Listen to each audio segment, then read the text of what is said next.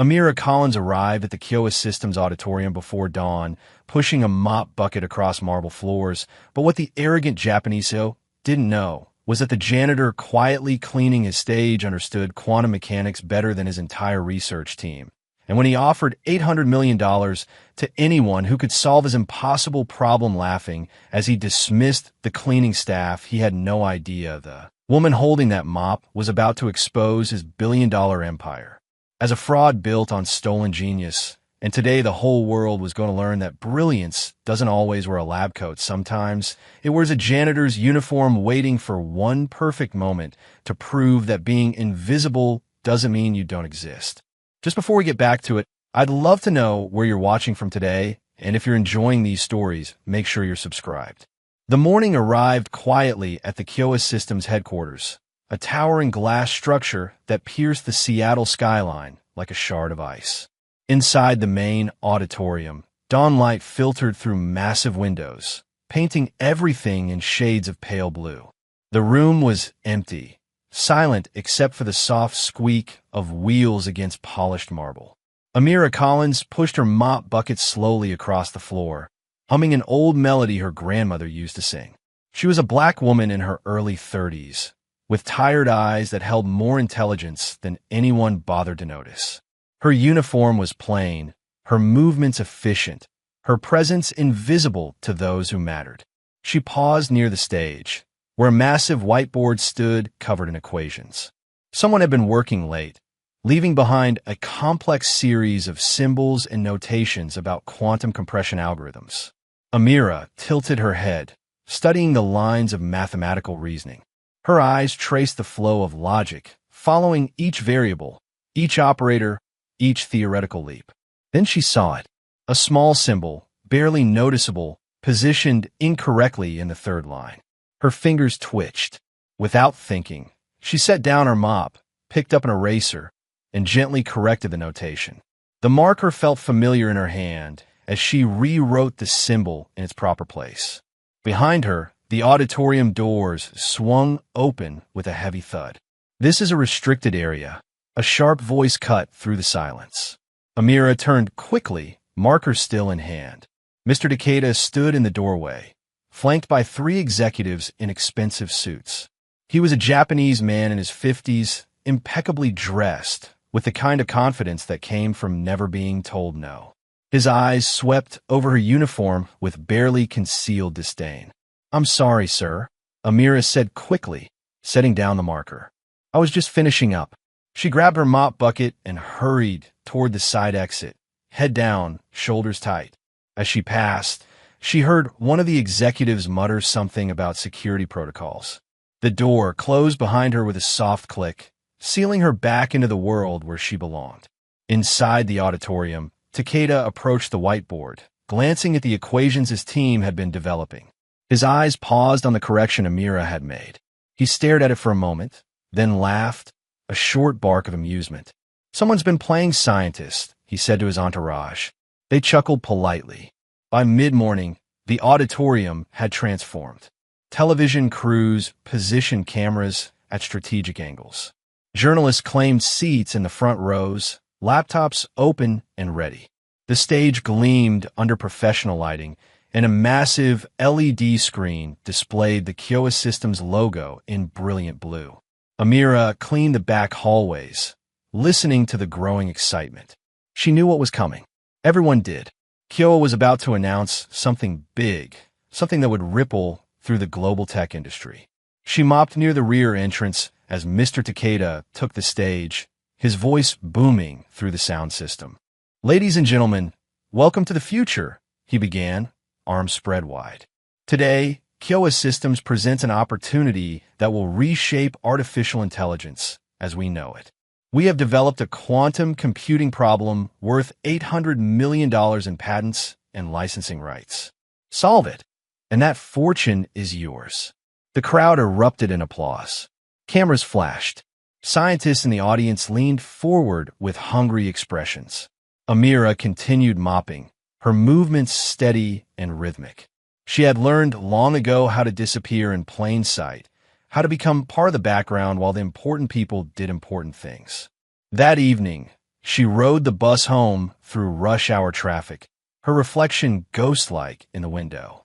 The city passed by in streaks of light and shadow, each building a monument to ambitions she'd buried years ago. Her apartment was small, a one-bedroom in a neighborhood where rent was almost affordable. The walls were thin enough to hear neighbors arguing, and the heater only worked when it felt like it. But it was home. "Mom," Darius called from the kitchen table, surrounded by textbooks and loose papers. Her son was 15, tall and lean, with her eyes and his father's stubborn chin. Math problems covered every available surface around him. "Hey, baby," Amira said, dropping her bag by the door. "What are you working on?" "Calculus," he said, not looking up. "But I already finished it. Now I'm just doing these probability puzzles for fun." She smiled, walking over to kiss the top of his head. "For fun. Listen to you." They ate dinner together, cheap pasta with sauce from a jar, sitting across from each other at the small table. Darius talked about his day, about the math competition his teacher wanted him to enter, about the scholarship programs he'd been researching. "You know what's crazy?" he said, twirling spaghetti around his fork. "Mrs. Patterson said most people never use the math they learn in school. Can you imagine? All this beautiful logic, and people just forget it exists." Amira laughed softly. "Not everyone sees numbers the way you do." "The way we do," he corrected, pointing his fork at her. "Don't think I don't know about those napkins you fill up during your breaks." She looked away, embarrassed. It was true. During lunch, when the other janitors scrolled through their phones, Amira often found herself sketching equations on whatever paper was available. Old habits died hard. Later that night, after Darius had gone to bed, Amira returned to Kyowa for the overnight shift. The building was quieter now, with only security guards and a handful of workaholics still present. She made her way to the auditorium, pushing her cart through the empty space. The challenge equations were still displayed on the whiteboard, more complex than what she'd seen that morning. Someone had been expanding them, building layers of theoretical framework. Amira approached slowly, eyes scanning the mathematical landscape. Her breath caught. She could see the pattern they were trying to create, the elegant solution they were reaching toward. But they'd made an error in the foundation, a subtle miscalculation that would cascade through everything else. Her fingers itched to fix it. A security guard's footsteps echoed in the hallway. Amira quickly grabbed her mop, pretending to clean near the stage. The guard passed by the doorway without looking in, his radio crackling with static. When the footsteps faded, she was alone again. She set down the mop and picked up a marker. Just a few lines, she told herself. Just enough to show them where they'd gone wrong. Her hand moved across the board with confidence born from years of buried knowledge, writing symbols and notations that flowed like a secret language. She lost track of time, completely absorbed in the mathematical conversation happening between her mind and the board. When she finally stepped back, breathing hard, she'd written 3 complete proofs and corrected 2 fundamental assumptions. Then reality crashed back. She was a janitor. She was holding a marker she had no right to touch, had written on a board reserved for scientists with doctoral degrees and 6-figure salaries. Amira quickly erased most of what she'd written, leaving only the smallest correction, the bare minimum that might help them without revealing too much. Then she grabbed her cleaning supplies and fled. At home, she couldn't sleep. She lay in bed staring at the ceiling, replaying the equations in her mind, seeing solutions branch out like trees, each possibility leading to another. "Mom," Darius stood in her doorway, silhouetted by hallway light. "You okay?" "Can't sleep," she admitted. He patted into her room and sat on the edge of her bed, just like he used to do when he was little and had nightmares. "I saw the news about that Kyowa challenge," he said quietly. $800 million. Can you imagine? "It's not about the money," Amira said. "It's about solving something beautiful." Darius was quiet for a moment. Then, carefully, he asked, "Could you solve it?" She didn't answer right away. The truth was complicated, wrapped up in a past she'd tried to forget. "Maybe," she finally whispered. "Once upon a time, maybe I could have." "You still could," Darius said with teenage certainty. "You should enter. They said anyone can submit solutions." Amira laughed, but it came out bitter. Baby, they don't even let janitors sit in the audience.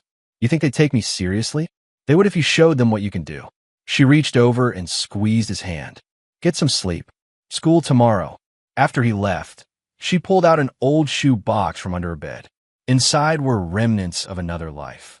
Her university ID from 15 years ago, acceptance letters to graduate programs she'd never attended, a photograph of herself in a laboratory, younger and full of dreams. The next morning, she returned to work as always.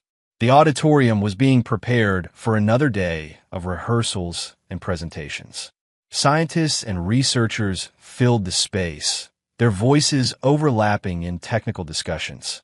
Amira cleaned around them, invisible as air.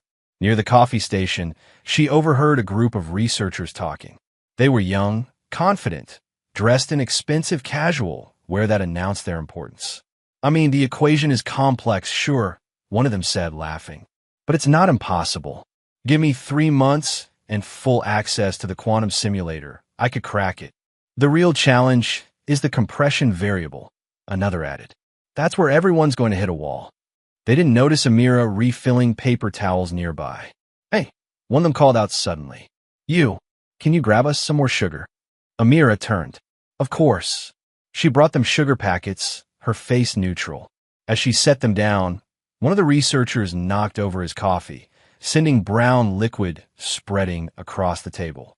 Oh, great, he muttered. Then, looking at Amira like she'd caused it, he waved his hand dismissively. Clean that up, genius. The word stung more than he could possibly know. She wiped up the spill without a word, her jaw tight. The researchers had already forgotten she existed, back to their conversation about theoretical physics and patent rights. Later, during her lunch break, Amira sat in the staff room with the other janitorial workers. Rosa, an older woman who'd been at Kyowa for 20 years, unwrapped a sandwich and studied Amira with knowing eyes. You're different today, Rosa said. Quieter than usual. Just tired, Amira replied. Rosa leaned inconspiratorially. You know, I heard something interesting. One of the night guards told me there's rumors about you. Said you used to work at NASA before all this. That true. Amira's hands stilled on her coffee cup. Where'd you hear that? People talk, Rosa said with a shrug. I don't judge. We all got our stories about how we ended up here. But if it's true, honey, that's something special. It's not, Amira said quickly. It's nothing. Just rumors.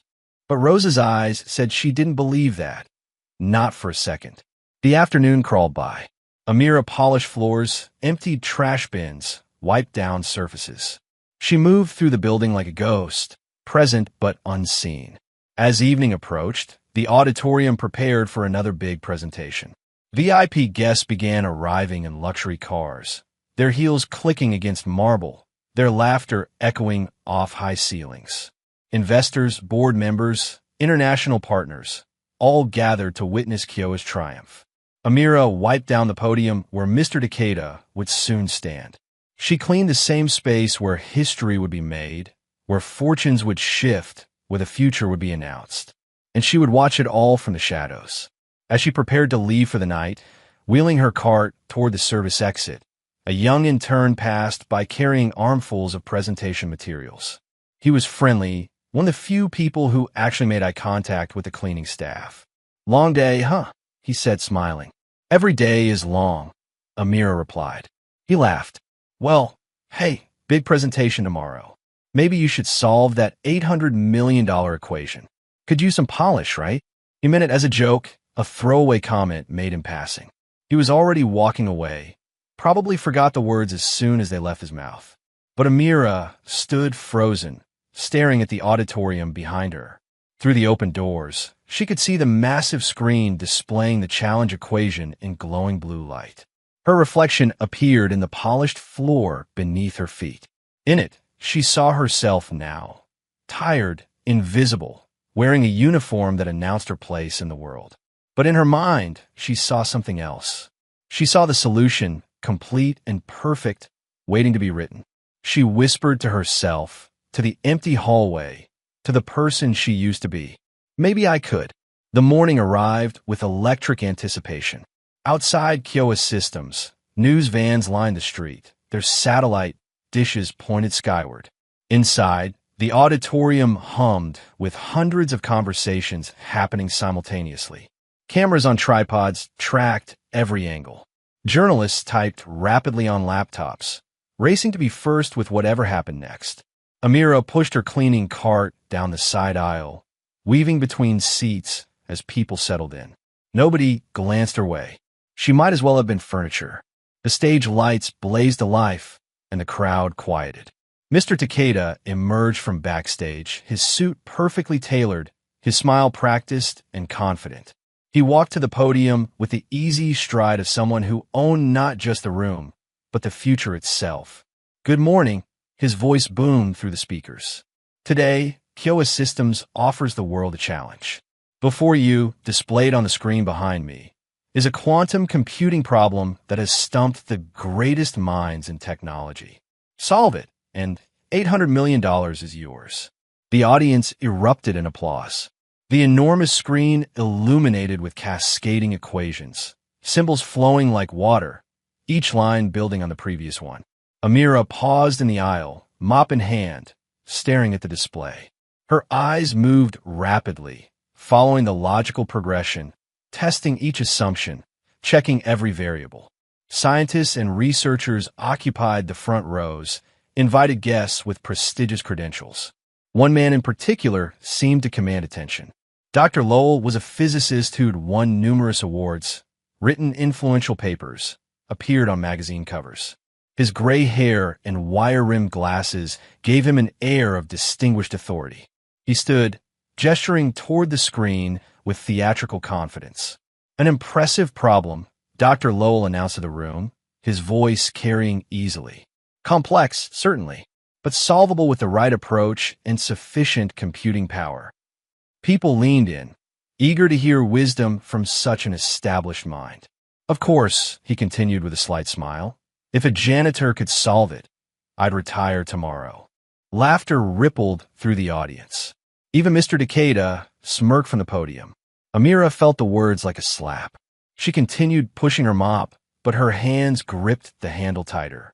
Dr. Lowell approached the stage, where a digital tablet waited. He began sketching his proposed solution, his explanation full of technical terminology that impressed the journalists, even if they didn't understand it. The screen updated with his equation.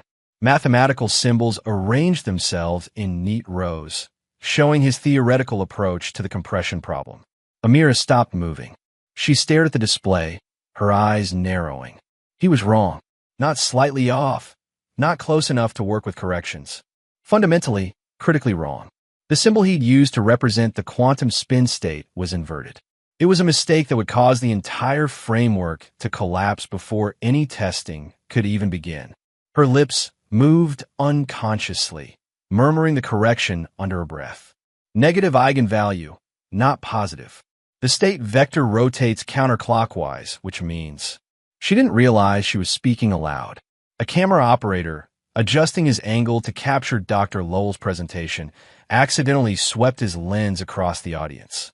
The microphone picked up something, a voice from the crowd, words that sounded distinctly like mathematical terminology. The director in the control booth noticed. "What was that?" he said into his headset. Camera 3 panned back. The camera swung toward Amira. Someone in the audience, a graduate student with sharp ears, heard her whispered correction. He nudged his neighbor. "Did you hear that? Someone just said the eigenvalue was wrong." The murmur spread like ripples in a pond. Mr. Takeda frowned, scanning the crowd for the source of disruption. His eyes landed on Amira, standing in the aisle with her mop, frozen under the camera's attention. "You there," Takeda said, his voice carrying a mix of amusement and annoyance. "The janitor. Did you have something to say?" The auditorium fell silent. Hundreds of faces turned toward her. The camera's red light blinked, recording everything. Amira's heart hammered. She wanted to disappear, to sink into the floor, to be anywhere but here. At home, Darius watched the live stream on his laptop between classes. When he saw his mother on screen, he jumped up from his desk. "Mom, no, don't do it." But Amira couldn't hear him. She could only hear the silence, the waiting, the expectation in Takeda's mocking question. She took a breath. Then another. I wasn't trying to interrupt, she said quietly, her voice barely reaching the microphone. But your equation can't hold. Your base state collapses before you even test it. Gasps echoed through the room. Dr. Lowell's face flushed red. Several scientists exchanged glances, some skeptical, others intrigued.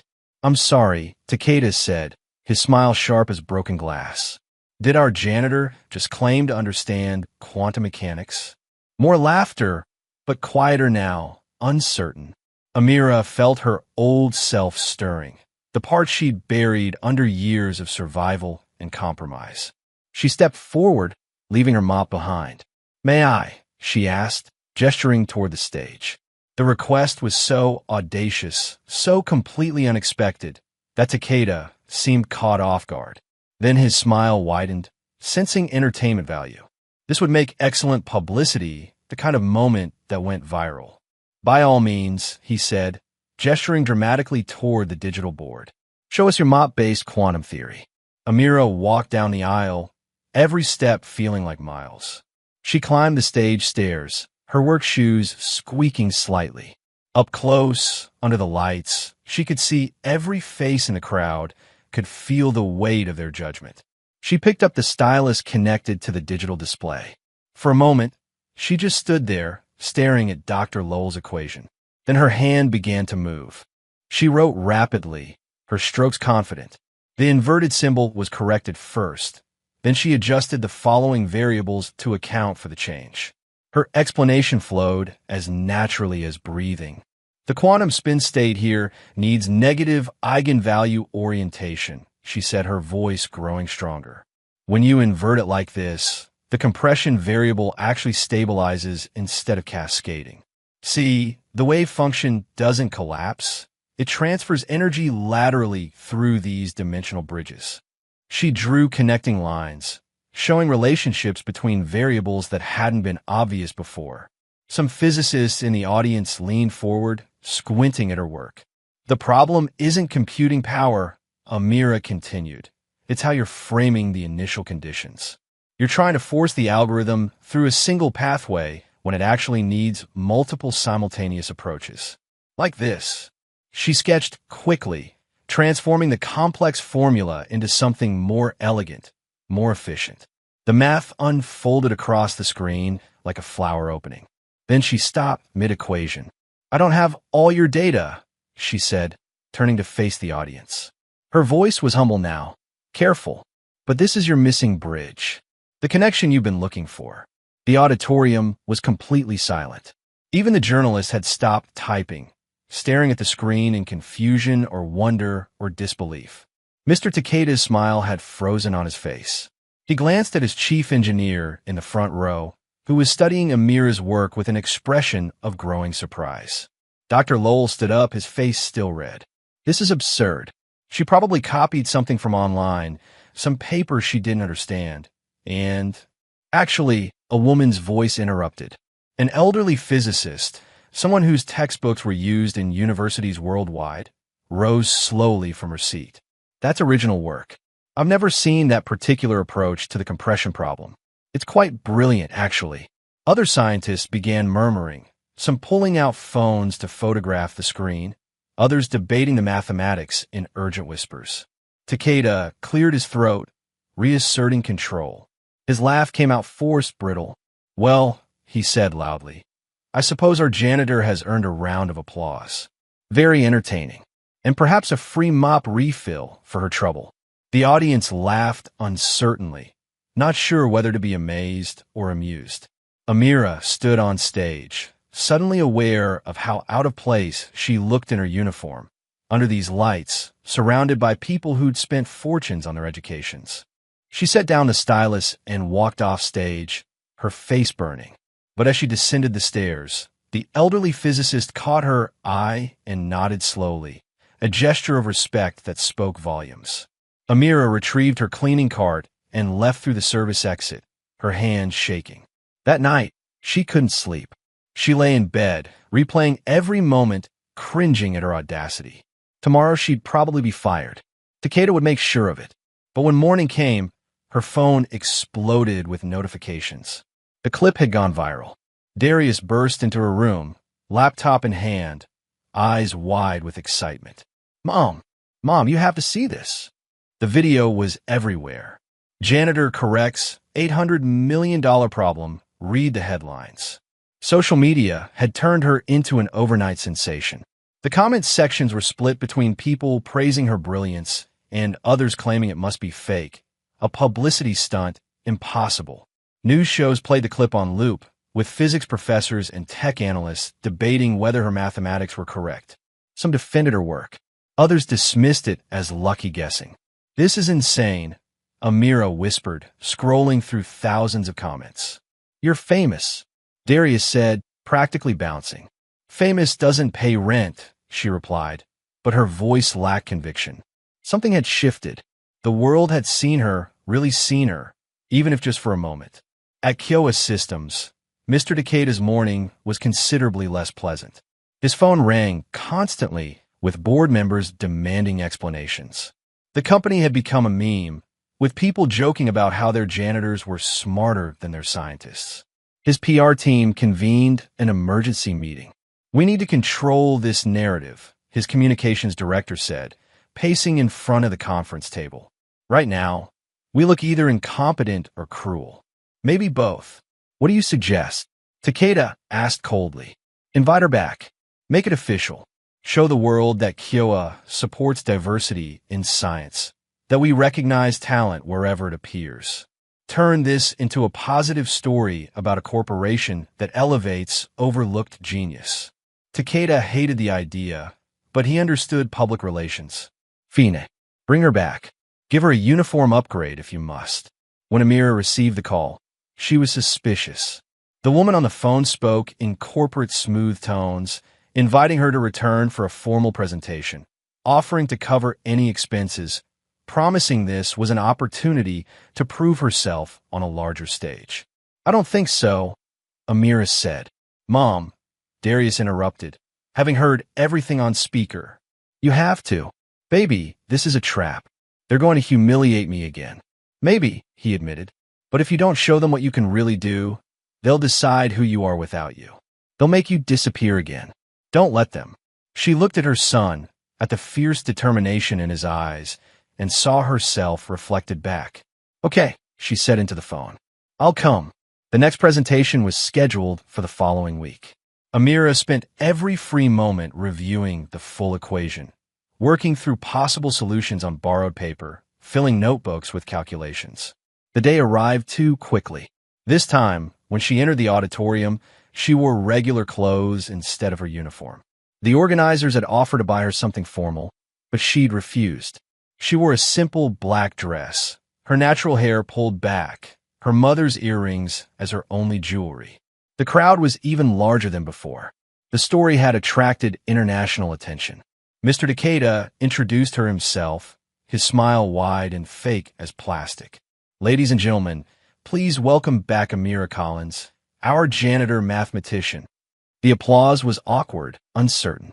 Some people clapped enthusiastically. Others barely moved their hands. Many just watched with open curiosity, waiting to see if she was real or just a viral moment destined to fade.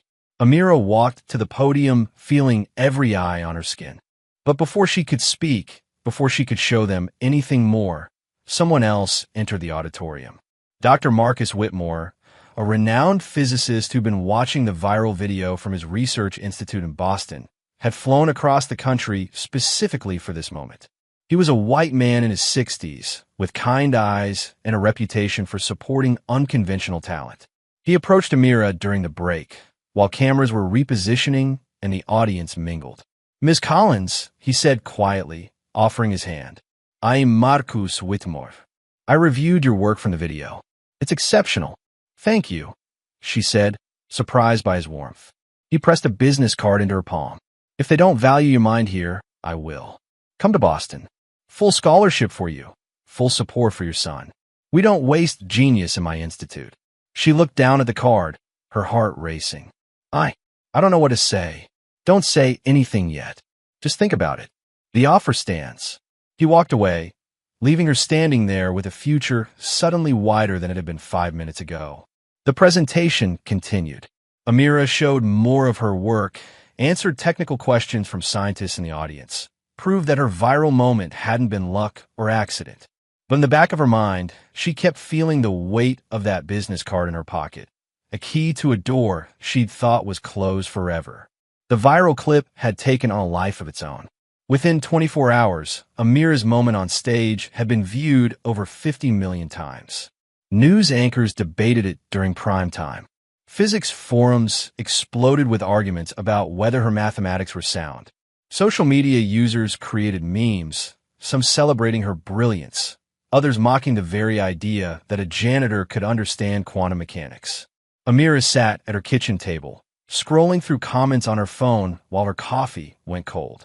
For every supportive message, there were 3 calling her a fraud, claiming it was staged, insisting she must have stolen the work from somewhere. "Don't read those," Darius said, looking over her shoulder. "Half those people failed high school algebra."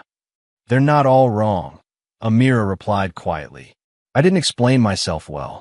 I rushed it. You were put on the spot in front of hundreds of people. You did amazing." But Amira couldn't shake the feeling that she'd exposed herself without gaining anything meaningful. Tomorrow she'd still need to clean floors to pay rent. Fame without change was just noise. At Kyowa Systems headquarters, the noise was deafening. Mr. Takeda's office had become a war room, with his communications team working overtime to manage the public relations disaster.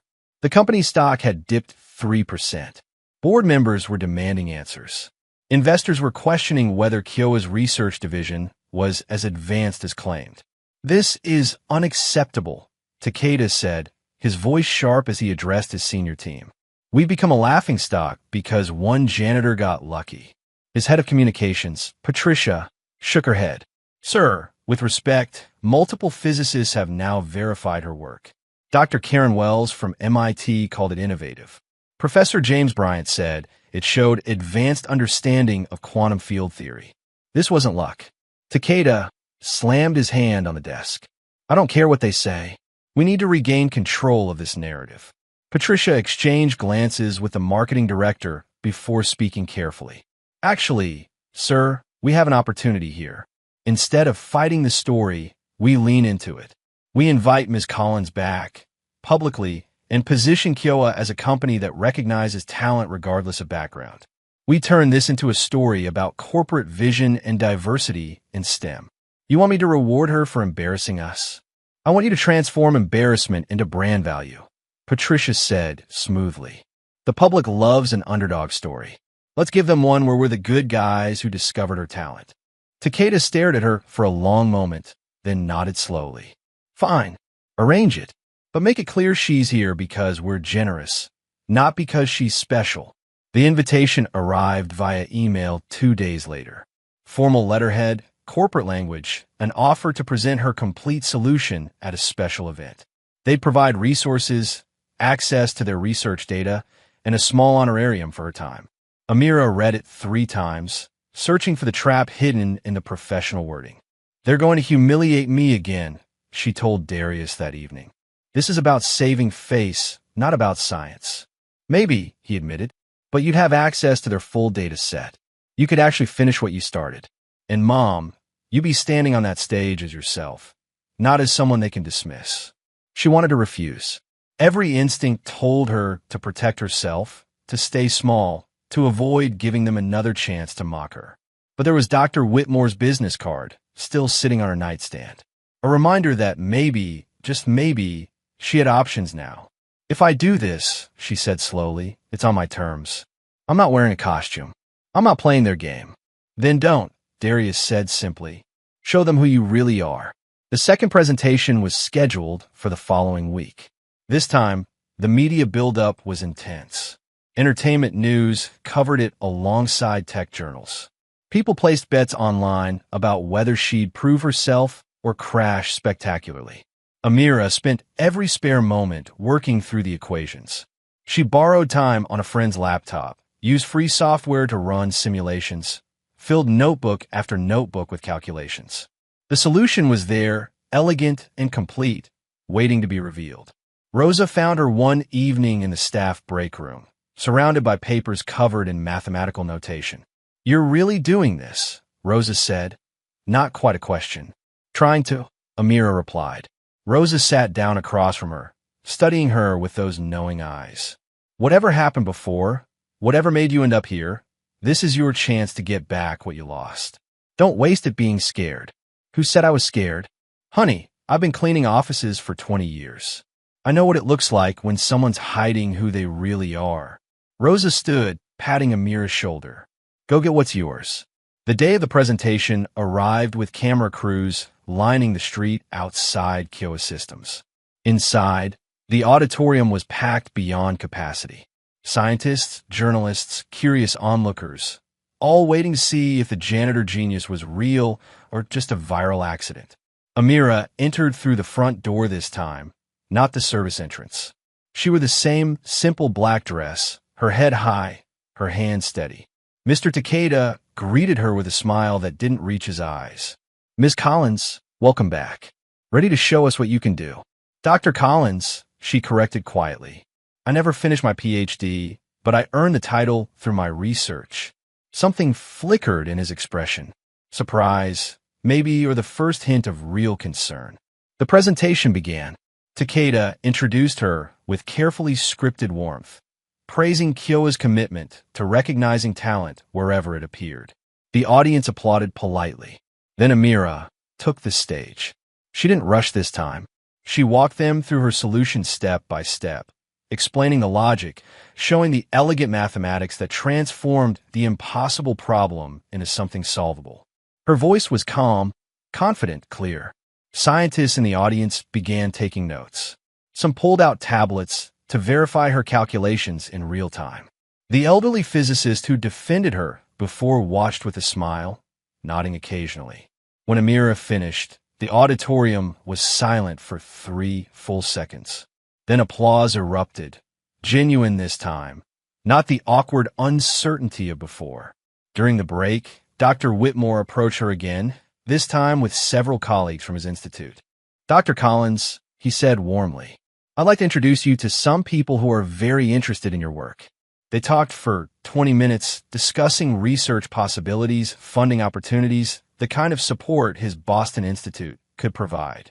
It was everything Amira had dreamed about 15 years ago, before life had derailed those dreams. "The offer is serious," Whitmore said quietly. "Full position, competitive salary, housing assistance. We want minds like yours." Amira felt something crack open inside her chest, hope flooding in through the gaps. "I need to think about it." "Of course, but don't think too long. Talent like yours shouldn't be wasted." As he walked away, she noticed Mr. Takeda watching from across the room, his expression dark. He'd heard every word. That evening, Takeda called her into his office. The space was all glass and steel, expensive art on the walls, Seattle's skyline glittering behind him. "Sit," he said, not quite a request. Amira remained standing. "If this is about my job." "This is about loyalty," Takeda interrupted. "Kyowa gave you a platform. We made you famous. And now you're talking to our competitors about running off to Boston." "You gave me a platform to make yourselves look good," Amira said evenly. "That's not the same as respecting my work." "Respect." Takeda laughed coldly. "You clean floors. Whatever education you had before, whatever potential you think you possess, this is where you ended up. Don't get ideas above your station." The words hung in the air like poison. Amira felt something shift inside her, the last remnants of doubt burning away.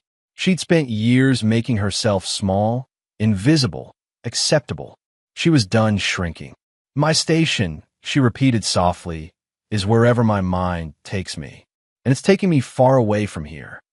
She turned and walked out, leaving Takeda standing alone in his glass tower. At home that night, Amira sat at her kitchen table with a blank piece of paper. On one side, she wrote everything that kept her here: stable income, familiar routine, Darius's school, the safety of knowing exactly what each day would bring. On the other side, freedom, respect, the chance to be herself again, opportunity for both her and her son. Darius came home late from his math club, dropping his backpack by the door. He saw his mother sitting in the dim kitchen light, staring at the paper. "You're thinking about Boston," he said. "I'm thinking about a lot of things." He sat down across from her. "Mom, I know change is scary. I know you built a life here that works, that keeps us safe. But is safe enough?" She looked at her son, this brilliant, brave kid who'd grown up watching her hide herself. What kind of message had she been sending him? That dreams were dangerous? That genius should apologize for itself? "No," she said finally. "Safe isn't enough anymore." She pulled out her phone and composed an email to Dr. Whitmore. Her fingers hesitated over the keys for just a moment before typing. "I accept your offer." Then she opened a new document and began writing her resignation letter. The words flowed easily, carrying 15 years of accumulated silence with them. 2 weeks later, she submitted it to Kyowa's Human Resources Department. The manager who processed it barely looked up, processing her exit with the same bored efficiency as any other departing janitor. But Amira felt like she was shedding a skin, stepping out of a cocoon she'd been trapped in for too long. The flight to Boston felt like traveling to another universe. Amira and Darius sat together, watching clouds drift past their window, everything they owned packed into 4 suitcases in the cargo hold. Starting over was terrifying and thrilling in equal measure. "You okay?" Darius asked, noticing his mother's hands gripping the armrest. "Just thinking about how fast everything changed," she said. 3 weeks ago, I was mopping floors. Now I'm moving across the country to work at one of the top research institutes in the world. Sounds like you're exactly where you should be." The Whitmore Institute occupied a modern campus on the outskirts of Boston, all glass and green space, solar panels glinting on rooftops. It looked nothing like Kyowa's cold corporate tower. This place hummed with genuine curiosity, with minds focused on discovery rather than profit margins. Dr. Whitmore met them personally at the entrance, his smile warm and genuine. "Welcome home," he said, shaking Amira's hand. "I think you're going to love it here." He showed them around the facility. Laboratories filled with equipment Amira had only seen in journals. Young researchers from dozens of countries, collaborating freely, their conversations a mixture of languages and mathematical notation. A library that held both ancient texts and cutting-edge quantum computing systems. "This is your office," Whitmore said, opening a door to a bright space with windows overlooking the campus. A desk, a whiteboard covering one entire wall, comfortable chairs for thinking. Amira stood in the doorway, unable to move. Her own office. Her own space to think, to create, to be herself. "Thank you," she whispered, voice tight with emotion. "Don't thank me yet," Whitmore said with a smile. "You haven't seen how hard we're going to work you." That afternoon, he gave her full access to the quantum computing problem's complete dataset. Everything Kyowa had been holding back, all the research and failed attempts, laid bare for her examination. Amira dove in immediately. Hours blurred into days as she worked, her mind finally free to run at full speed. The solution wasn't just possible, it was elegant, revolutionary, the kind of breakthrough that would ripple through the entire field. Darius, meanwhile, explored the Institute's programs for young students. Within a week, he'd impressed the computer science department enough to be invited to audit college-level courses. He spent his afternoons coding with graduate students who were amazed by his intuitive grasp of algorithms. "Your mom's incredible," one of them told him. "We've been stuck on these compression variables for months. She solved them in 3 days." Darius grinned with pride. That's just how she thinks. But back in Seattle, storm clouds were gathering. News leaked that Dr. Whitmore's institute was close to solving Kyowa's equation. Investors began calling Takeda, demanding to know why his billion-dollar research division had been beaten by a janitor working in Boston. The stock price dropped another 5 points. In his office, Takeda raged at his engineers. "How is this possible? We had 200 people working on this problem." His chief scientist, Dr. Harrison, cleared his throat nervously. "Sir, I've been reviewing Dr. Collins's viral video. Her approach is fundamentally different from ours. She saw something we missed. Then why didn't any of you see it?" Silence answered him. Takeda made a decision born from desperation and pride. If he couldn't beat her, he'd destroy her credibility. He instructed his legal team to begin building a case that Amira had stolen proprietary research during her time as a janitor at Kyowa. The accusation hit the news cycles like a bomb. Former janitor accused of corporate espionage screamed the headlines. Kyowa's lawyers claimed she'd had unauthorized access to confidential materials, that her breakthrough was built on stolen data. Amira learned about it from a reporter who called her office. "Dr. Collins, do you have any comment on Kyowa's allegations?" She hung up without answering, her hands shaking. Darius found her sitting at her desk, staring at nothing. "They're lying," he said fiercely. "Everyone knows they're lying. It doesn't matter if it's true," Amira replied, voice hollow. "They have lawyers and money and a publicity machine. I have equations and the truth. Guess which one wins in court?" That evening, she sat alone in her apartment, the same darkness that had swallowed her dreams 15 years ago creeping back in. She'd been foolish to think she could escape, could be more than what the world had decided she was. Dr. Whitmore found her there an hour later, sitting in the dark. "I saw the news," he said quietly, sitting across from her. "I want you to know, the Institute stands with you completely." "They're going to destroy me," Amira whispered. "I can't fight a billion-dollar company. I don't have lawyers or resources or—" "You don't have to fight them," Whitmore interrupted gently. "You just have to let the truth fight for you." "What truth?" "They'll bury it in legal motions and corporate spin. Then we find evidence they can't bury." The next morning, Darius appeared in her office carrying an old external hard drive, the kind with a worn label and scratched casing. "I found this in the stuff we moved," he said. "Remember? You told me never to throw away old electronics. I think this might be important." Amira stared at the drive. She'd forgotten about it, an ancient backup from her university days. She connected it to her computer, her heart pounding. The files were all there. Her original thesis drafts, timestamped from 15 years ago. Early research on quantum compression algorithms, the foundational work that had eventually become the basis for Kyowa's entire division.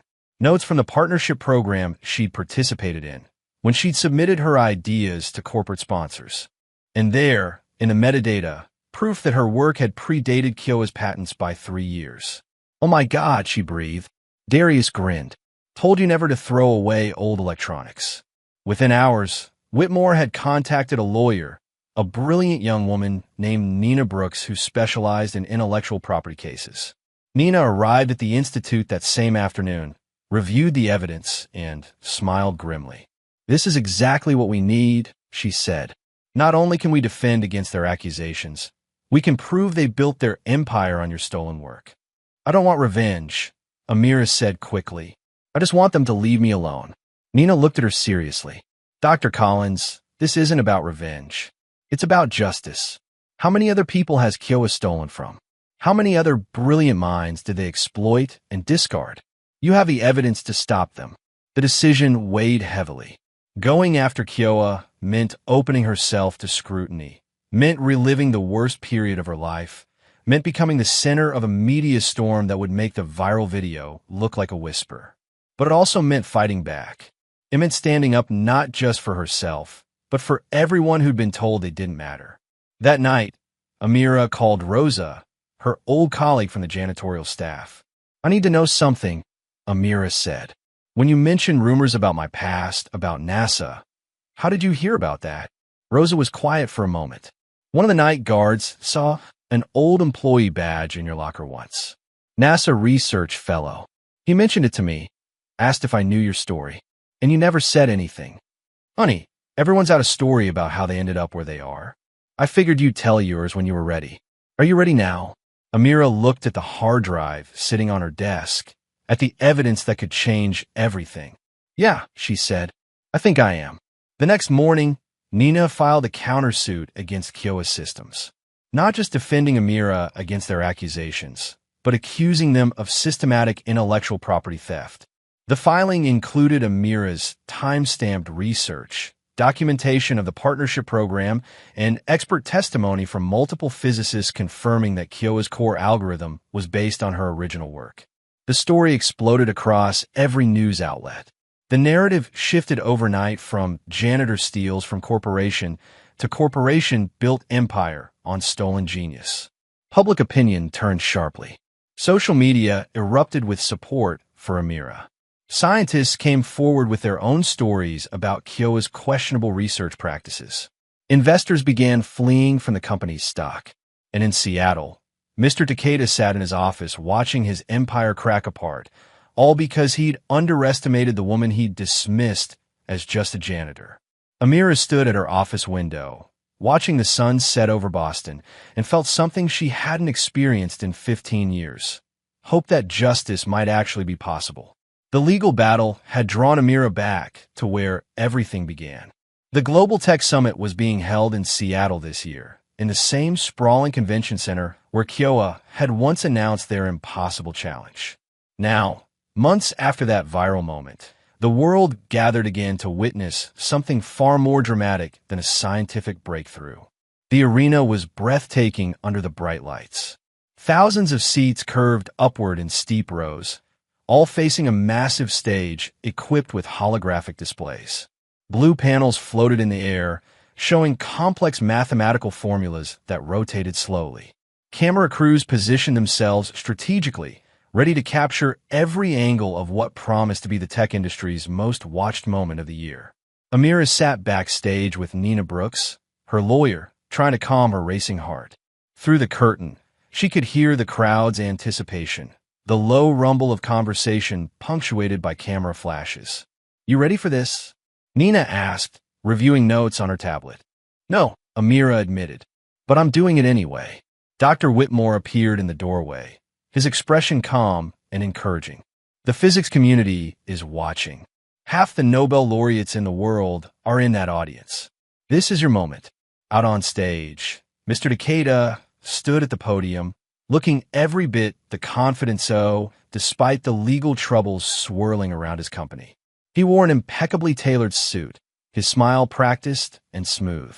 If he was worried about the lawsuit, about the crumbling stock price, about the board members whispering about his removal, he hit it perfectly. "Ladies and gentlemen," his voice boomed through the sound system. "Thank you for joining us at this year's Global Tech Summit. Today, Kyowa Systems is proud to present our monumental advancement in quantum artificial intelligence." The massive screens behind him illuminated with cascading equations. Amira recognized them immediately from backstage. They were hers, every symbol, every elegant connection she discovered. But Takeda was presenting them as if they belonged to him. "We call it the Takeda compression principle," he continued, gesturing dramatically at the display.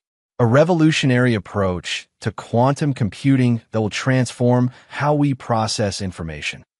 The audience applauded politely. Scientists leaned forward, studying the mathematics with professional interest. Journalists typed rapidly, capturing quotes. Nina touched Amira's arm. "He's hanging himself. Every word he says is evidence." Takeda spent 15 minutes explaining the theory, using simplified language that suggested he understood it deeply. He answered softball questions from friendly journalists, basked in the applause, soaked up the attention. Then, with theatrical flourish, he declared, "And as always, Kyowa stands by our founding principle.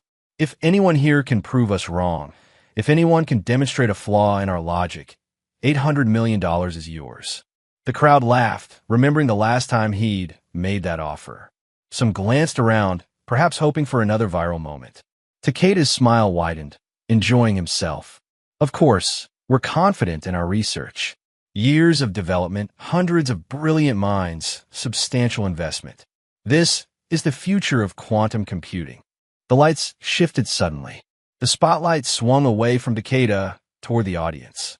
Amira stood up from her seat in the third row, no longer backstage, but positioned exactly where she needed to be. She wore a tailored gray suit that Dr. Whitmore's wife had helped her choose, elegant and professional. Her natural hair was styled beautifully, her mother's earrings catching the light. She looked nothing like the janitor who'd once cleaned these same floors. The murmuring started immediately. People recognized her. Cameras swiveled, zooming in. Reporters scrambled for their equipment. Takeda's smile froze on his face. Amira walked down the aisle with measured steps, her heels clicking against the floor. Every eye in the arena followed her. The crowd's whispers built into a crescendo of recognition and anticipation. Is that her? The janitor? Dr. Collins? She climbed the stage stairs, and this time, nobody laughed. The atmosphere had shifted from entertainment to something far more serious. Takeda recovered quickly, forcing his smile back into place. Ms. Collins. Back again? I hope you're not going to disrupt another presentation. Not Ms. Collins, Amira said, her voice clear and amplified by the microphone clipped to her lapel. Dr. Amira Collins. And I'm not here to disrupt. I'm here to correct. She walked to the holographic display controls. You called this the Takeda compression principle. That's interesting because I called it something different 15 years ago when I first developed it. Gasps rippled through the audience. Takeda's face flushed. You're making serious accusations. I'm stating facts, Amira interrupted calmly. She pulled up her own presentation on the screens, replacing his displays. This time I brought proof. The screens filled with her original research files, time-stamped documents, early drafts of her thesis. Side by side with Kyoa's patents, the similarities were undeniable. Every major innovation Takeda had just claimed credit for had originated in her university work. This, she said, pointing to a complex equation floating in holographic blue, was part of my doctoral thesis in 2010, 3 years before Kyoa filed their first patent. I submitted it to your corporate partnership program, looking for funding to continue my research. She pulled up email correspondence, digitally preserved and authenticated. You offered me a research position. Then, when I became pregnant and had to withdraw from the program, you took my work and buried my name. The audience was completely silent now. Even a journalist had stopped typing, just staring. Takeda's voice turned sharp, defensive.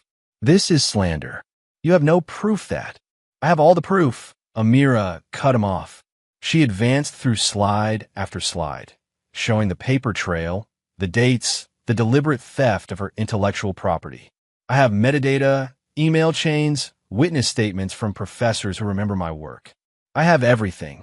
A Nobel laureate in the front row stood up slowly, studying the evidence on screen. My God, he breathed. She's right. These are the foundational algorithms. Everything else is built on this. Other scientists began standing, examining the data, cross-referencing dates. The truth spread through the crowd like wildfire. Takeda tried one more desperate defense. You stole my data. You accessed confidential files while working as our janitor. No. Amira's voice rang out, strong and clear. You stole my life's work. The screens showed her final piece of evidence. The partnership program contract she'd signed, granting Kyoa the right to review her research for potential collaboration. But not the right to take it. Not the right to patent it under their own name. Not the right to build a billion-dollar empire while she cleaned floors. I was 19 years old, Amira said, her voice tight with emotion. A single mother trying to finish my degree. You saw someone vulnerable, and you took everything I created. You made me invisible while you got rich off my genius.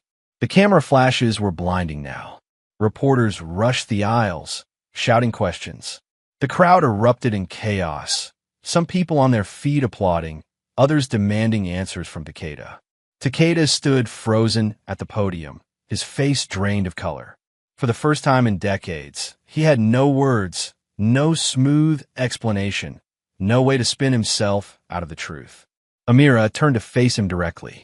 I spent 15 years believing I didn't matter, that I was just a janitor, just background furniture, just someone whose brilliance could be erased. But I matter. My work matters, and the world is going to know my name. The applause that followed was thunderous, genuine, the sound of justice finally being heard. Within minutes, the confrontation had spread across every platform on the internet. The video went viral faster than the first clip, viewed tens of millions of times in the first hour alone. Dr. Collins exposes Kyoa trended globally. News outlets scrambled to put together in-depth reports. Social media exploded with support for Amira and outrage at Takeda. In a hotel conference room across the street from the convention center, Kyoa's board of directors convened an emergency meeting. Executives who'd flown in from around the world sat around a long table, their faces grim as they watched stock prices plummet in real time. "We're down 18%, the CFO reported, his voice hollow. "Investors are fleeing. Our major partners are issuing statements distancing themselves from the company." The chairman, an elderly man who'd helped found Kyoa 40 years earlier, turned to Takeda with cold fury. "You built our flagship division on stolen research." "It was a partnership program," Takeda said weakly. "She submitted her work voluntarily. She was a teenager, a student, and you buried her." The chairman's voice cracked like a whip. "Do you understand what you've done to this company?"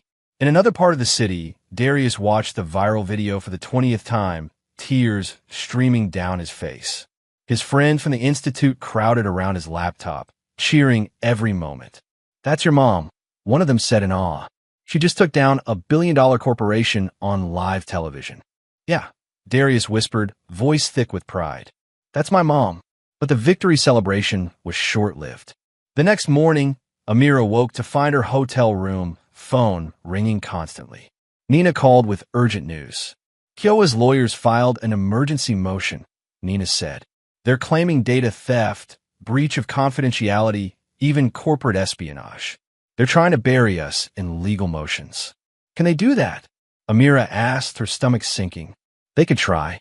We're due in court next week for preliminary hearings. This is going to get ugly before it gets better." The papers were served that afternoon while Amira was having lunch with Darius in the hotel restaurant. A process server appeared at their table, setting down a thick stack of legal documents. "Dr. Amira Collins, you've been served." Darius watched his mother's hand shake as she opened the filing. "Mom." She scanned the accusations, each one more outrageous than the last. They claimed she'd stolen proprietary data, violated her employment agreement, damaged the company's reputation through false statements. They were suing her for damages in excess of $50 million. That night, alone in her hotel room, Amira finally broke down. The weight of everything crashed over her at once. The years of silence, the public exposure, the legal battle ahead. She sat on the bathroom floor and cried, overwhelmed. Dr. Whitmore found her there an hour later after she didn't answer his calls. He'd gotten a spare key from the front desk, worried. "I can't do this," Amira whispered. "I can't fight them. They have unlimited resources, armies of lawyers. I'm just one person." Whitmore sat down on the floor beside her, his back against the bathtub. "You know what the difference is between you and them? They have money, you have the truth, and that's more powerful than any amount of money." He was quiet for a moment. "I've been in this field for 40 years. I've seen brilliant people broken by systems designed to protect the powerful. But I've also seen truth win, eventually. It just takes courage. I don't feel very courageous. Courage isn't about not being scared. It's about being terrified and doing it anyway." He stood, offering her his hand. "Come on. Nina's downstairs with something that might help." In the hotel's business center, Nina had spread documents across 3 tables. Darius sat with her, having used his coding skills to help organize digital files. "Look at this," Nina said when Amira entered. Darius found something in the backup files. "Remember that partnership program you entered?" Of course. There were 43 other students in that program over a 5-year period. Darius traced what happened to them. Want to guess how many of their innovations ended up patented by Kyoa? Amira stared at the spreadsheet Darius had created. "All of them." 37 out of 43, Nina corrected. "We've been making calls all day." Some agreed to talk. One was a woman named Jennifer Harper, who developed an algorithm for data compression that Kyoa now licenses for millions. She was told her work wasn't commercially viable, then saw it in their product line 2 years later. "They've been doing this for years," Amira breathed. "Systematically exploiting young researchers who didn't know how to protect themselves," Nina confirmed. "This isn't just about you anymore. This is about a pattern of corporate theft, and several of those former students want to join the lawsuit." Hope flickered in Amira's chest, small but growing. "So we have allies. We have an army," Nina said with a fierce smile. The preliminary hearing was held in federal court the following week.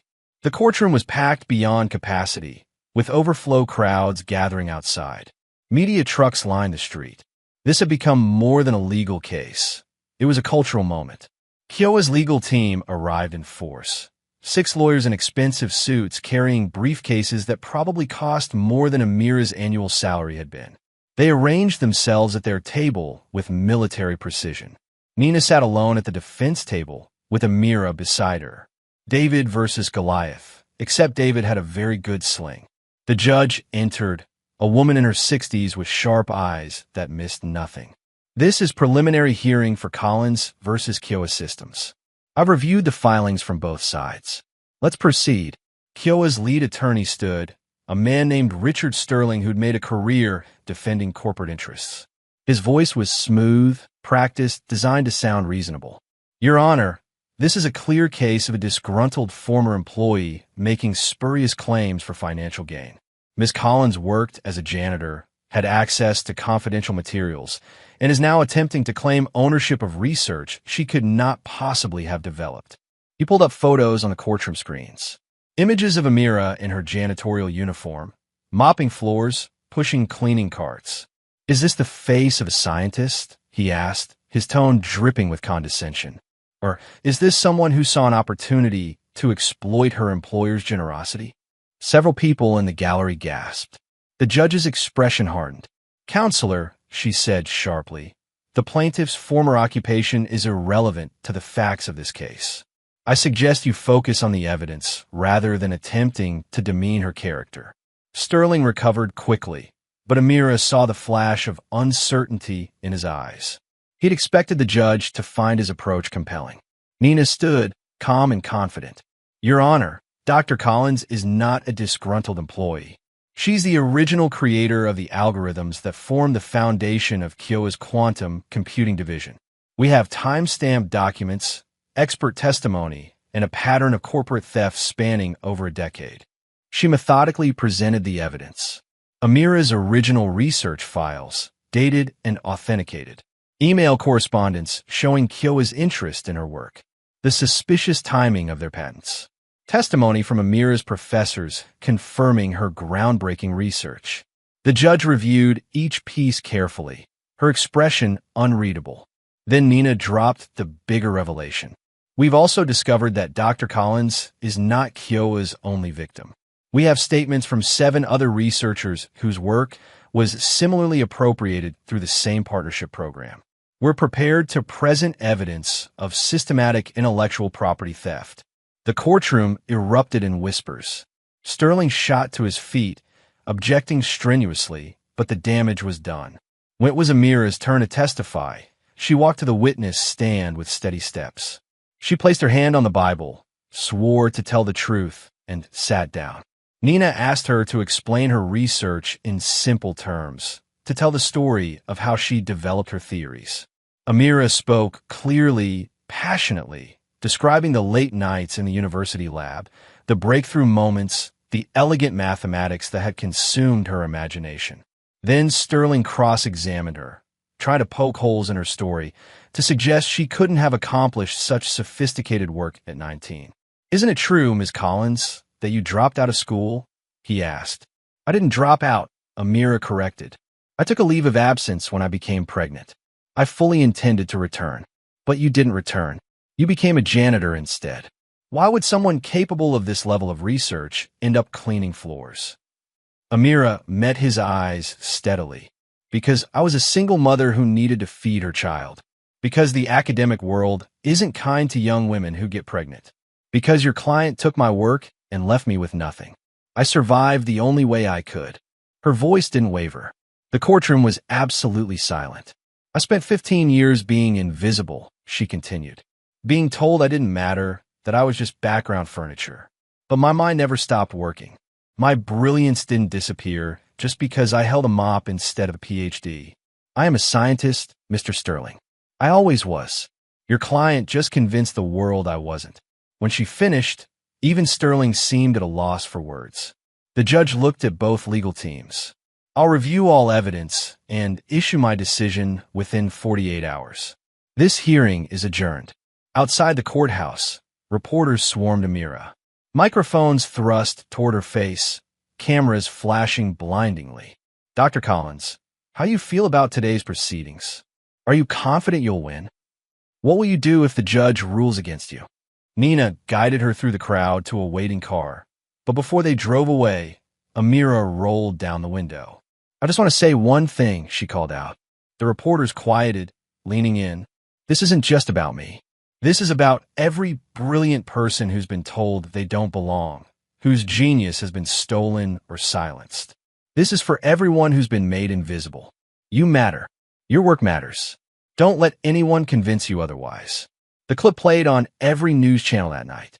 2 days later, the judge's decision arrived. Amira sat in Nina's office with Dr. Whitmore and Darius, all of them afraid to open the email notification. Finally, Darius said, "Together," and they clicked it at the same time. The ruling appeared on screen, pages of legal language that Nina speed-read, her expression shifting from neutral to surprise to something like joy. "We won," she breathed. "We won the preliminary hearing." The judge had ruled that Amira had sufficient evidence to proceed to a full trial. More than that, she'd granted a motion to allow the other victims to join the case as co-plaintiffs. And most damaging to Kyowa, she'd ordered a forensic audit of all their patents filed in the past 15 years. "This is huge," Nina said, reading through the decision. The judge essentially said there's clear evidence of corporate malfeasance. This isn't just about winning your case anymore. This could bring down their entire research division.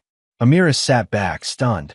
After all these years, someone in power had actually listened, had actually believed her, had actually chosen justice over corporate interests.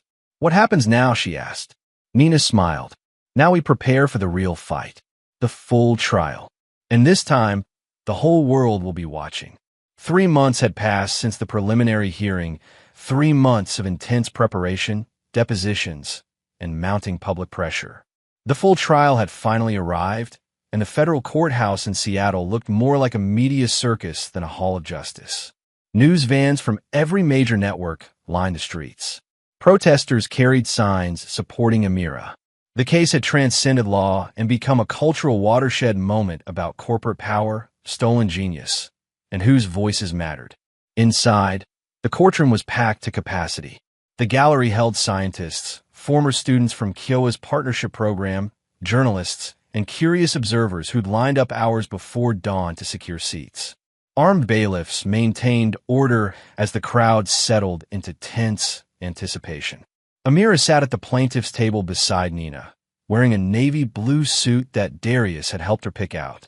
Her son sat directly behind her in the front row, flanked by Dr. Whitmore and Rosa, who'd flown in from Seattle specifically for the verdict. Rosa had squeezed Amira's shoulder before sitting down, whispering, "Go get what's yours." At the defense table, Kyowa's legal army sat in formation. 6 attorneys, multiple paralegals, all surrounding Mr. Takeda, who looked older than he had 3 months ago. The stress had carved lines into his face, turned his hair grayer, dimmed the arrogant confidence he'd once worn like armor. The judge entered, and everyone rose. She was the same woman who'd presided over the preliminary hearing, her expression serious as she surveyed the packed courtroom. "Please be seated," she said, her voice cutting through the tension. "We're here for the final verdict in the case of Collins versus Kyowa Systems. I want to remind everyone that outbursts will not be tolerated. This is a court of law, not a spectator sport." She looked down at the papers before her, and the silence stretched so tight it felt like the room might shatter. "This court has reviewed extensive evidence, heard testimony from dozens of witnesses, and examined hundreds of documents. The facts of this case are clear and disturbing." Amira's heart pounded so hard she could hear it in her ears. The judge continued, her voice measured and deliberate. "This court finds that Dr. Amira Collins is the original and rightful creator of the quantum compression algorithms commonly known as the Takeda compression principle." Gasps rippled through the courtroom. Takeda's face went pale. Nina grabbed Amira's hand under the table. "Furthermore," the judge said, raising her voice slightly to be heard over the murmuring, This court finds that Kiowa Systems knowingly and systematically appropriated Dr. Collins's intellectual property without consent, credit, or compensation. The evidence shows a pattern of exploitation targeting young researchers who lack the resources to defend themselves. The judge's eyes moved to Takeda, and her expression hardened. Mr. Takeda, your company built a billion-dollar division on stolen work. You profited from the genius of a 19-year-old single mother while she cleaned floors to survive. This court finds such conduct reprehensible. Someone in the gallery started clapping, but a bailiff's sharp look silenced them immediately. Therefore, the judge concluded, this court orders Kiowa Systems to pay full restitution to Dr. Collins for unlawful use of her intellectual property. Additionally, Kiowa must pay punitive damages for willful misconduct. The total award is $800 million. The courtroom exploded. People jumped to their feet, some cheering, others shouting. Reporters rushed for the exits to break the news. The judge's gavel banged repeatedly, demanding order. Amira sat frozen, unable to process the words. $800 million. The exact amount Kiowa had offered as a prize, now awarded as justice. Darius vaulted over the railing, throwing his arms around his mother. You did it. Mom, you did it. Dr. Whitmore was wiping his eyes. Rosa was crying openly, laughing through her tears. Nina was reading through the full judgment, her professional composure cracking into a wide smile.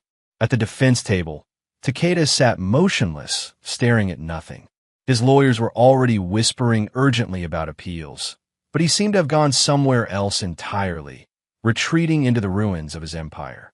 Outside the courthouse, the scene was pandemonium. Hundreds of people had gathered, watching the proceedings on their phones, waiting for news. When word of the verdict spread, a roar went up that could be heard blocks away. Amira emerged into the sunlight, blinking against the brightness and the camera flashes. Microphones crowded toward her from every direction, reporters shouting questions over each other. Dr. Collins, how do you feel? What will you do with $800 million? Do you have a message for other victims of corporate theft?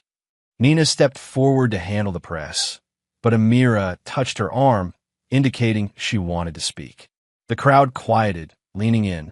I want to thank everyone who supported me, Amira said, her voice steady despite the emotion threatening to overwhelm her. Judge Richardson, my attorney Nina Brooks, Dr. Whitmore, and the Institute, and especially my son Darius, who never stopped believing in me. She paused, gathering her thoughts. This money doesn't erase 15 years of struggle. It doesn't give me back the time I lost or the dreams I buried, but it does something more important. It proves that brilliance matters more than circumstances, that truth matters more than power, that even someone the world tried to make invisible can be seen. Cameras captured every word, streaming it live across the planet. I'm going to use this to create opportunities for people like me, Amira continued. For every student who can afford to pursue their genius. For every brilliant mind trapped in a system that doesn't recognize their worth. For everyone who's been told they don't belong. This is for all of us. The crowd erupted in applause, genuine and thunderous. That evening, Kiowa's board of directors held an emergency meeting. The atmosphere was funeral. Their stock had cratered, dropping 40% in a single day. Major partners were terminating contracts. Several board members had already resigned. The chairman, his voice cold with fury, addressed Takeda.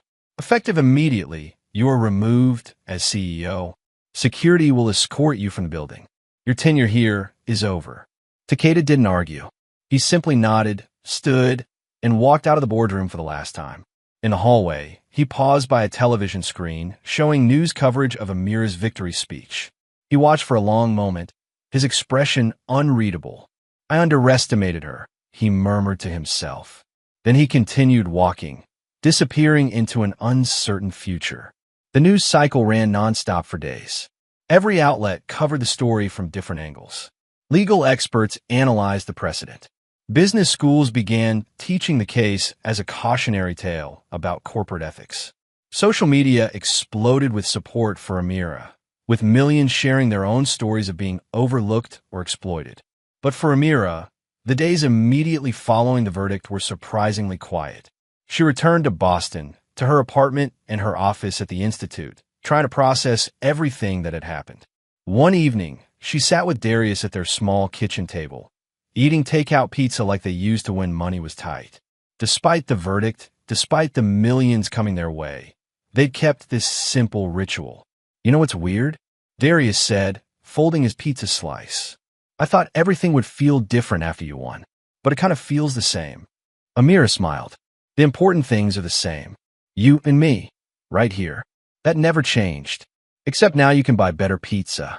She laughed, really laughed, and it felt like releasing years of held breath.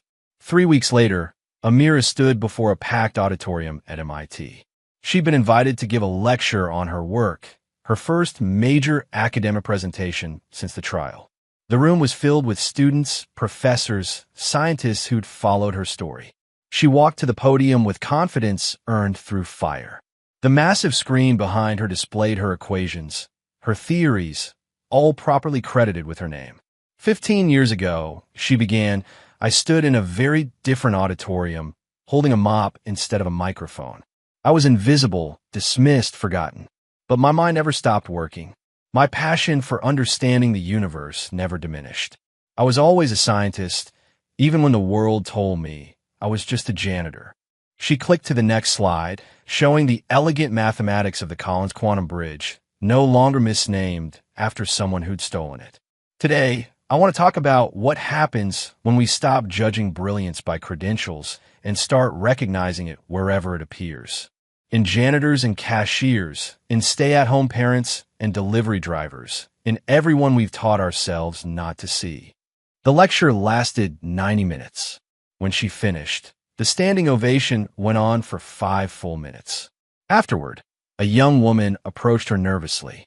She was maybe 20, wearing a university hoodie, clutching a worn notebook. "Dr. Collins, I just wanted to say thank you. I'm a first-generation college student, and I almost dropped out last semester because I didn't feel like I belonged. But watching you fight, watching you win, it made me realize I deserve to be here." Amira hugged her, blinking back tears. This, she realized, was the real victory.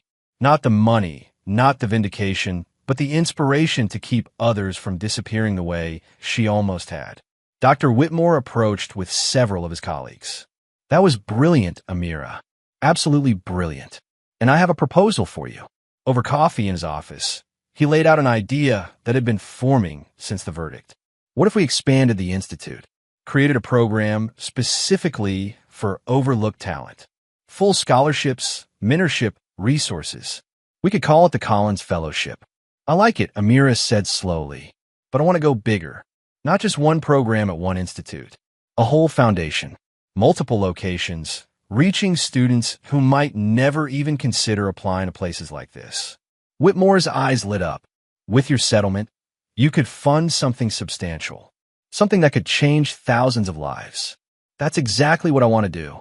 They spent hours planning, sketching ideas on whiteboards, building something that would outlast them both. 6 months after the verdict, the Collins Foundation officially launched. The ceremony was held in Seattle, deliberately chosen because it was where Amir's struggle had begun.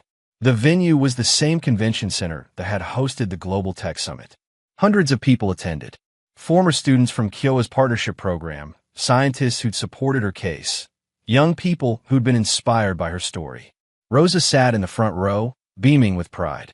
Amira took the stage, looking out at the sea of faces.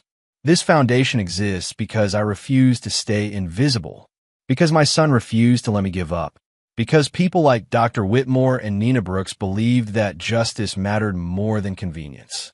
She paused, emotion thick in her throat. "We're starting with programs in 30 cities, offering full scholarships and support to students from underrepresented backgrounds. We're partnering with community colleges, technical schools, and universities to find brilliant minds wherever they exist." The screen behind her showed photos of the first cohort of fellows. Young faces, diverse backgrounds, all chosen not for their connections or resources, but for their raw potential. "One of our first fellows," Amira continued, "is a young woman named Sarah Mitchell who works nights at a grocery store while studying physics during the day. Another is Marcus Thompson, a former foster kid with an extraordinary gift for mathematics. These are the minds we almost lost because the world wasn't looking for them. She smiled through her tears. We're looking now. The foundation also announced a special program named after Rosa, providing education and career advancement opportunities for working adults who never had the chance to pursue their dreams. Rosa, called to the stage, was overwhelmed. I spent 20 years cleaning offices, and I never once thought my name would be on something like this. Thank you, Amira. Thank you for seeing all of us. The two women embraced while the audience applauded. A year had passed since the verdict, and the world had shifted in ways both visible and subtle. The Collins Foundation had grown beyond Amira's wildest expectations, with satellite programs in 47 cities and partnerships with over 100 institutions. But success brought its own challenges, and Amira found herself navigating territory she'd never imagined. She stood in her office at the Foundation's headquarters in Boston, looking out at the Charles River winding through the city.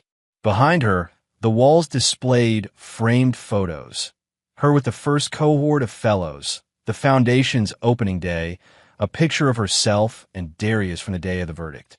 Her phone buzzed with a notification. The Nobel Committee had announced the shortlist for the Physics Prize. Her name was on it. Amira sat down slowly, staring at the screen. A year ago, she'd been fighting just to have her work acknowledged. Now she was being considered for the highest honor in science. Darius burst into the office moments later, having obviously seen the same news. He was taller now, filled out, a freshman at MIT studying quantum computing. "Mom, did you see?" "I saw," she said, still processing. "You're going to win. You have to win. Baby, being nominated is already more than I ever dreamed." But Darius shook his head firmly. "No, you deserve this. The world needs to know that a woman who cleaned floors revolutionized quantum computing. They need to see that brilliance doesn't look the way they expect." The Foundation's work continued to flourish. Sarah Mitchell, the grocery store clerk turned physics student, had published her first paper in a prestigious journal. Marcus Thompson had won a national mathematics competition. Dozens of other fellows were thriving, their potential finally given room to bloom. But perhaps most gratifying were the letters Amira received. Hundreds of them, from people around the world who'd been inspired by her story. One letter, from a woman in rural Alabama, read, "I'm 53 years old, working as a school custodian. I always loved chemistry, but never thought I could study it. Your story made me enroll in community college. I just passed my first exam with an A. Thank you for showing me it's not too late." Another from a teenage boy in Chicago. "Everyone told me kids from my neighborhood don't become scientists. You proved them wrong. I'm going to prove them wrong too."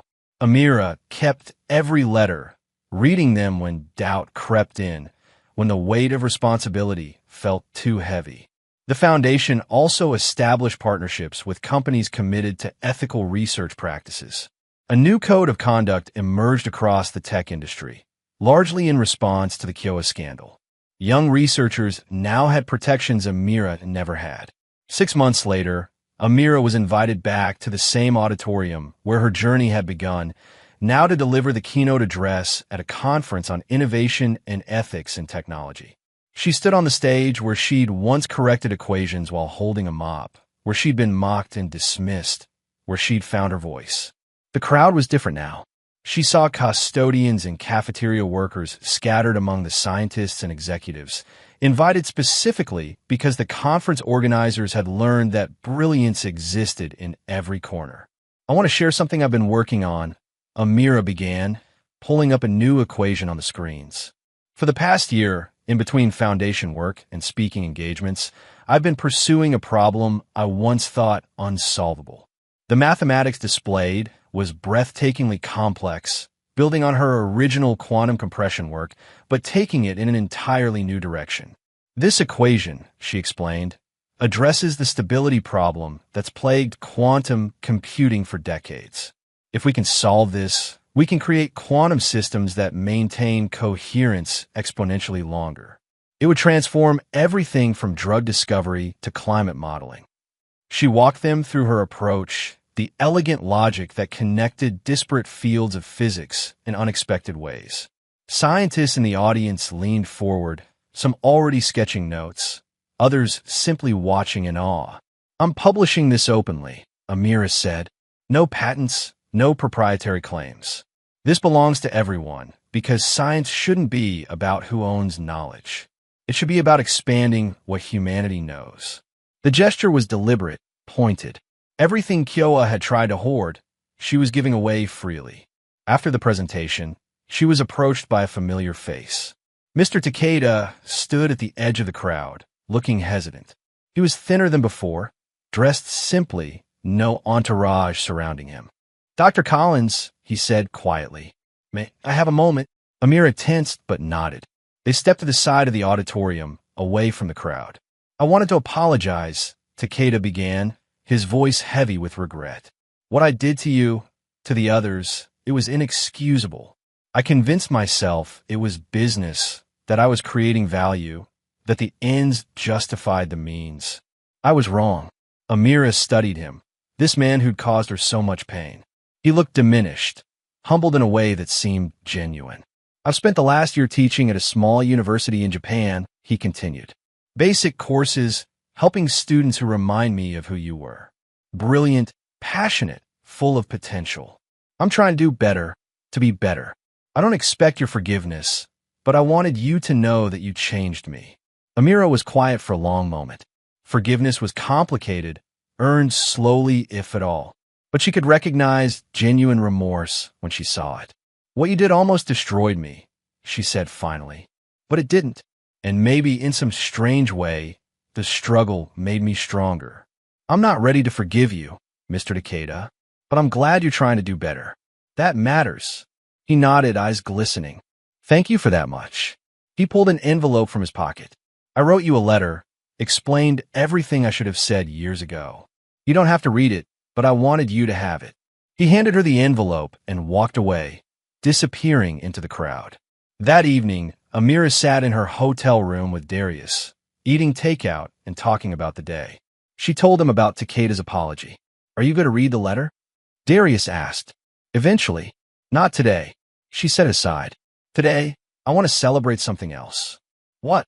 She pulled up a document on her laptop, turning it to show him. "I finished it. The complete solution to the stability problem. Everything I showed them today was preliminary. This is the full theory." Darius read through the abstract, his eyes widening. "Mom, this is revolutionary. Like, change the world revolutionary." "I know," she said softly, "and I'm giving it away. Publishing it open access, making sure every researcher on the planet has access to it. You could make another fortune off this. I don't need another fortune. I need to know that what I create helps people, that my work makes the world better rather than just making someone rich." They sat in comfortable silence for a while. Then Darius asked, "Are you happy, Mom?" Amira thought about it seriously. Happy felt too simple for the complex mix of emotions she carried. But there was satisfaction, purpose, peace she'd never known during those years of invisibility. "I'm whole," she said finally. "For the first time in 15 years, I feel whole." 3 months later, the Nobel Committee made their announcement. Dr. Amira Collins was awarded the Nobel Prize in Physics for her revolutionary work in quantum computing and her contributions to making science more accessible and equitable. The ceremony in Stockholm was surreal. Amira wore an elegant gown, her natural hair styled beautifully, her mother's earrings catching the light from the chandeliers. Darius sat in the front row in a tuxedo, looking impossibly grown up. Dr. Whitmore and Nina were there, along with Rosa and several of the Foundation Fellows. When Amira accepted the medal and diploma, she thought about the long journey from that early morning in an empty auditorium, correcting equations while holding a mop, to this moment of global recognition. Her acceptance speech was brief but powerful. "This prize honors not just my work, but every person who's been told they don't belong. Every janitor, every cashier, every person society overlooks. Your brilliance exists whether or not the world chooses to see it. Keep solving problems. Keep asking questions. Keep refusing to be invisible." The standing ovation lasted several minutes. Back in Boston, life settled into a new rhythm. The foundation continued growing, touching more lives each year. Amira split her time between research, teaching, and foundation work. She published papers regularly, always open access, always acknowledging the contributions of her students and fellows. One afternoon, she visited a local high school to talk to students about careers in science. Afterward, a young black girl approached her shyly. "Dr. Collins, I wanted to ask you something." "Of course. Everyone says I should be practical, that I should give up on my dreams and just focus on surviving. But I want to study astrophysics. I want to understand the universe." The girl's voice wavered. "Is that stupid?" Amira knelt down to meet her eyes. "What's your name?" "Jasmine." "Jasmine, wanting to understand the universe is the furthest thing from stupid. It's beautiful. It's necessary. And you have every right to pursue it." She pulled out a business card for the foundation. "When you're ready for college, contact us. We'll help you get there." The girl's eyes filled with tears. Really? Your dreams matter, Jasmine. Don't let anyone convince you otherwise." That evening, Amira sat in her home office, working late on a new research problem. Darius knocked on her doorframe, holding 2 mugs of tea. "Taking a break?" he asked. She accepted the tea gratefully. "Just finishing up." He sat down across from her, studying his mother's face. "You know, I realized you were always this person. Even when you were cleaning floors, even when everyone ignored you, you were always Dr. Amira Collins, brilliant physicist. The world just finally caught up to what I always knew." Amira's eyes misted. "When did you get so wise?" "Had a good teacher," he said with a grin. Late that night, alone in her office, Amira finally opened the letter from Decatur. It was handwritten, several pages of honest reflection about his mistakes, the culture he'd created, the lives he'd damaged. It ended with a simple line. "You reminded me what real leadership looks like. I hope to spend the rest of my life living up to that example." She folded the letter carefully and placed it in a drawer. Forgiveness was still a work in progress, but acknowledgement was a start. She turned to her computer, pulling up a new project. The foundation was planning to expand internationally, starting with programs in developing nations where brilliant minds often had even fewer opportunities. But first, she pulled up a fresh document and began writing. Not equations this time, but a memoir. The story of a janitor who refused to stay invisible, who solved an $800 million equation and changed the world. The first chapter began, "Brilliance doesn't always shine under spotlight. Sometimes it's mopping floors in the dark, waiting for someone to notice." She wrote for hours, pouring her story onto the page, knowing that somewhere, someone else was cleaning floors while dreaming of the stars. Someone who needed to know that their dreams were valid, that their brilliance mattered, that they didn't have to stay invisible. The city lights of Boston glowed outside her window as she wrote, the Charles River reflecting stars she'd once studied from a cramped apartment while her son slept. Those same stars shone on janitors and students, on dreamers and believers, on everyone the world had tried to make invisible. And Amira Collins, Nobel laureate, founder, teacher, mother, wrote their stories into existence, one word at a time. The equation of hope, she realized, wasn't written in mathematics. It was written in the lives of people who refused to give up, who kept solving problems even when no one was watching, who proved that genius existed in the most unexpected places. She looked at the whiteboard on her wall, where she kept her most important equation, not the quantum compression algorithm or the stability solution, but something simpler, more profound.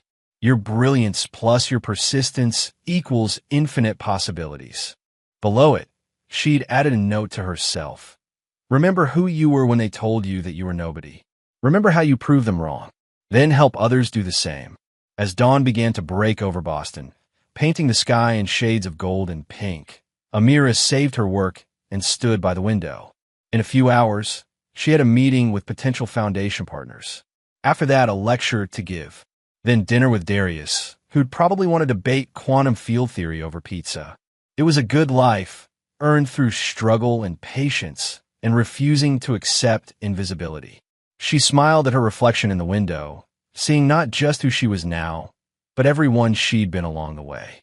the young physics student full of dreams, the terrified single mother trying to survive, the janitor who corrected equations in secret, the woman who found her voice on a stage, the scientist who changed the world. All of them were still there, still part of her, all their struggles leading to this moment of peace and purpose. The sun rose higher, and Dr. Amira Collins turned to face the new day, ready to continue the work of making brilliance visible, one overlooked genius at a time. Her story was no longer just hers. It belonged to everyone who'd ever been told they didn't matter, who'd ever been dismissed or forgotten or made to feel invisible. And in offices and classrooms, in laboratories and courtrooms, in places where janitors cleaned while dreaming of solving impossible problems, her story sparked something powerful. Hope that they too could be seen, could be heard, could change the world. The equation was simple, really. One brilliant mind, given a chance, could transform everything. Multiply that by millions of overlooked geniuses finally given opportunities, and the possibilities became infinite. If someone stole your life's work and made you invisible for 15 years, would you have the courage to fight back when the whole world was watching, or would you stay silent to survive? If this story moved you, hit that like button and subscribe for more inspiring tales of hidden brilliance and unexpected triumph.